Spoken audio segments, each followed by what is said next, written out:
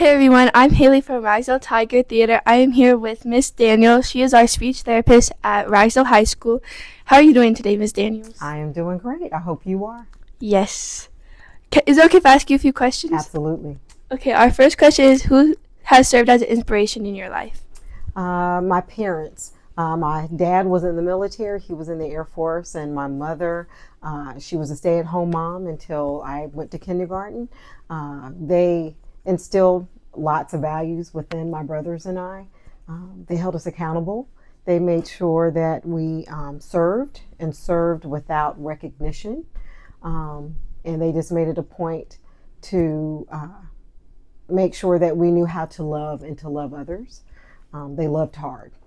That's wonderful to hear. Our second question is, do you think there's enough being done to recognize Black voices?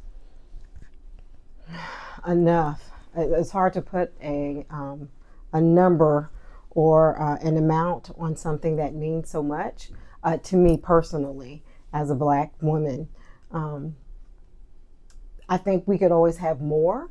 I think more recognition and more opportunities to reflect on all of the accomplishments and all of the hard work that Black men and women and even Black children have provided for this particular country, for our country.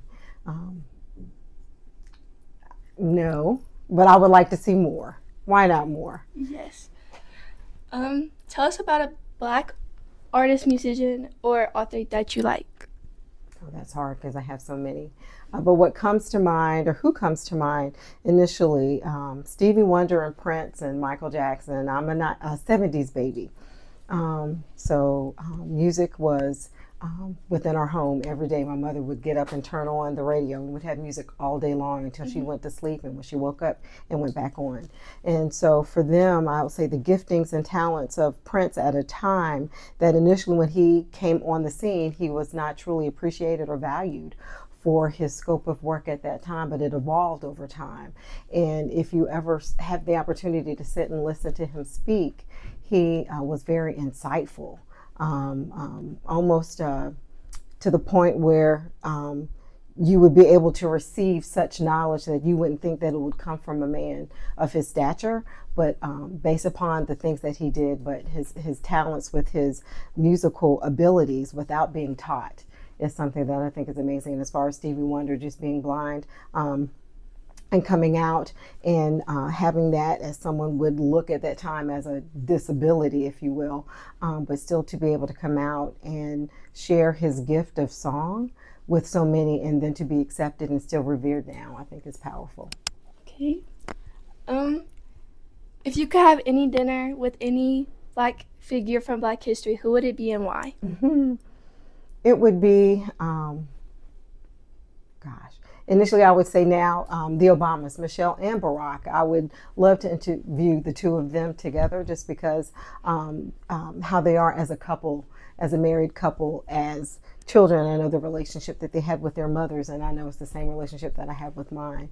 And then being a mother of two daughters. I also have a son, but for them, their perspective, but also how to be able to stand in the face of so much scrutiny, but also still being able to do and work and speak with the attitude and with the heart of being able to serve everyone. And I really appreciated that about them as a couple, but they're also fun.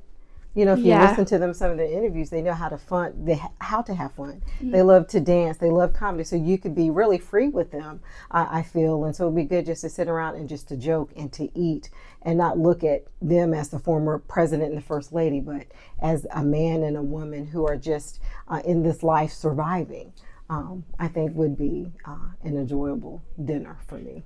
Yes.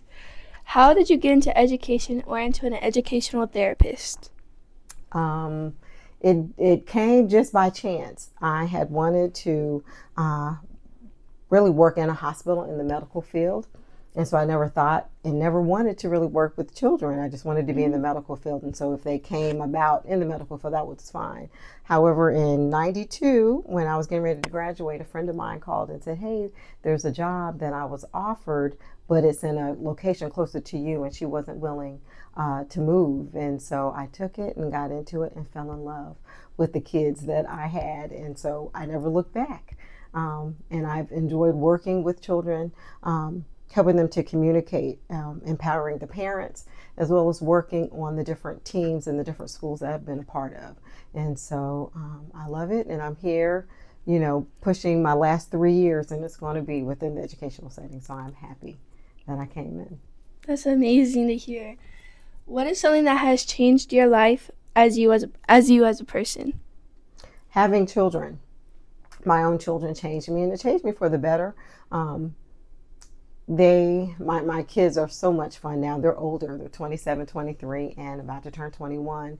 And so now that they are adult children, I'm learning how to parent them as adults and not as children, even though in our eyes as a parent, you're always going to be our babies. Mm-hmm. But for them, they've kept me honest, and they kept me working hard and making sure that I am setting the bar and the example for them for what I would expect them to do and how to live and how to be, even from that of others. And so my interaction and engagement with others and the things that I do, I wanted to reflect values that they themselves would reflect.